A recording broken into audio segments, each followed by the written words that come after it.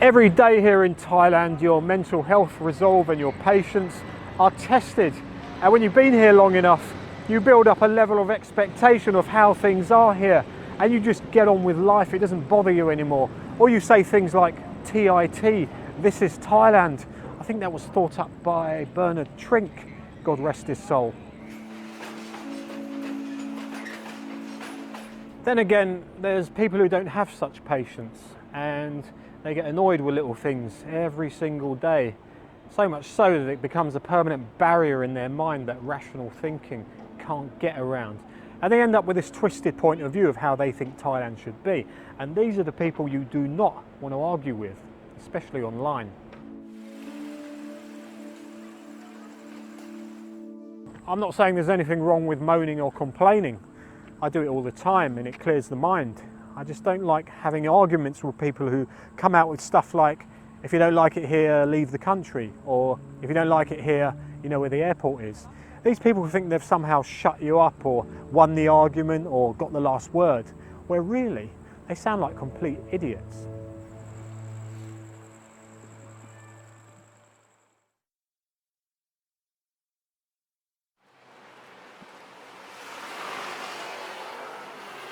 Mental health is getting a lot of coverage in the mainstream media these days.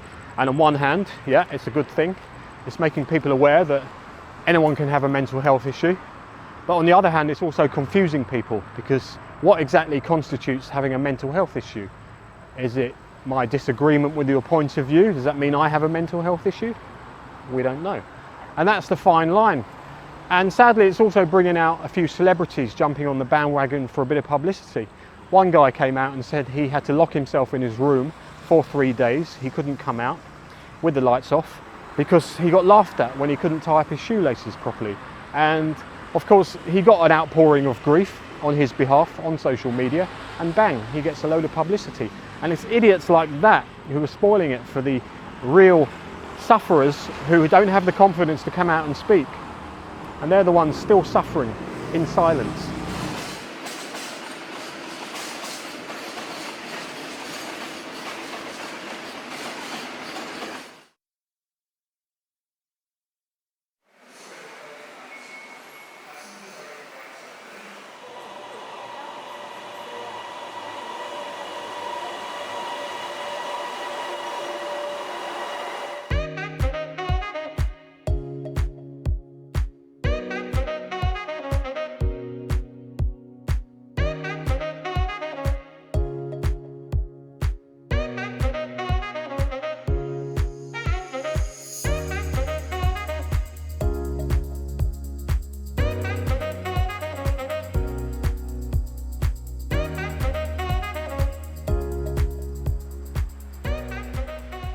I think one of the most depressing things in Thailand is that flight out of Suvarnabhumi airport when you're leaving the country.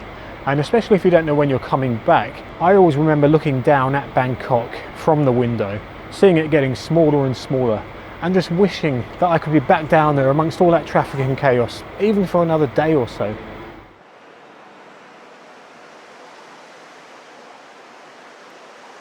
And I think that is one of the main reasons why a lot of foreigners end up staying long term, because they come back for another trip and they think, well, I don't want to have to go through that dismal, depressing experience of leaving again, so why not just stay long term?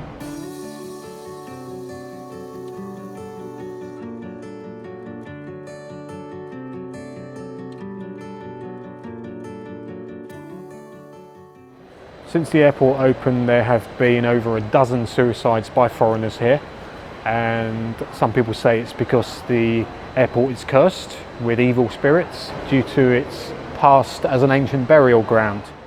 Anyway, I read into some of the suicides and there were some tragic stories of lost souls, depression, alcoholism, guys who had nothing to go back home to, who just didn't want to leave Thailand.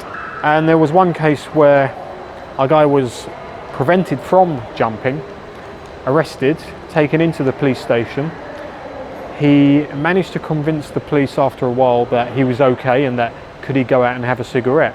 And he didn't go and smoke, he actually went and jumped and succeeded in ending his own life. So some tragic stories at Suvarnabhumi airport.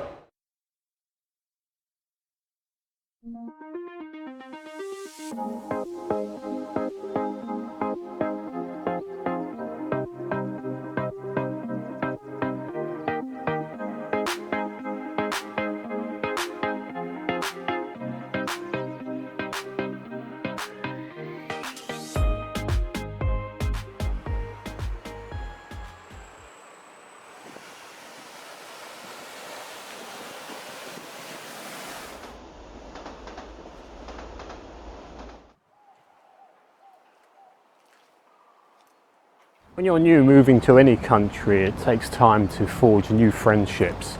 And I mean friendships like the ones you left behind, your old mates or people you grew up with, went to school with, or colleagues you've known for a long time. And in many cases, it's like you're starting all over again.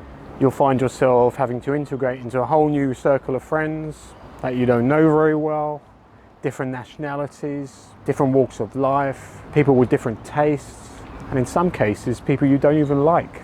They could be just husbands of your wife's friends. But if you're really lucky, you've relocated to a new country with all your best friends. Then of course there's added pressure to look good, not just your appearance, but keeping up appearances. Some people call it expat face, and that is to look like you're doing well.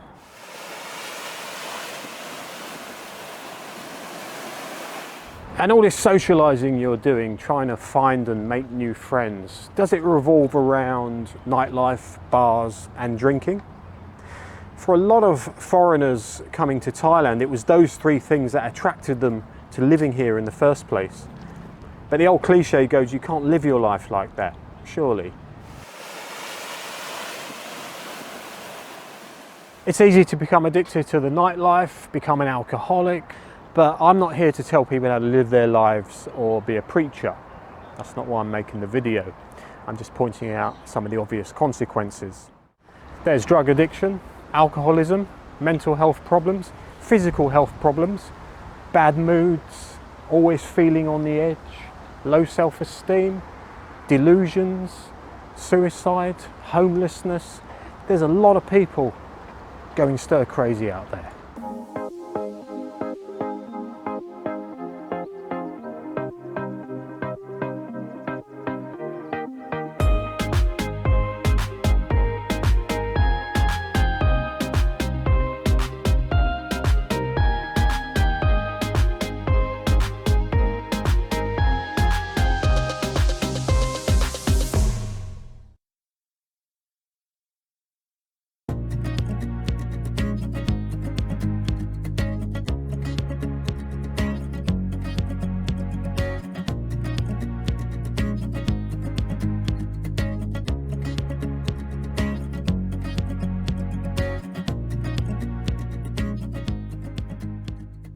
I think Thailand in modern times, there's a lot less expectation of foreigners living here, whereas in the past there was more mental pressure on them to prove themselves, to play a role.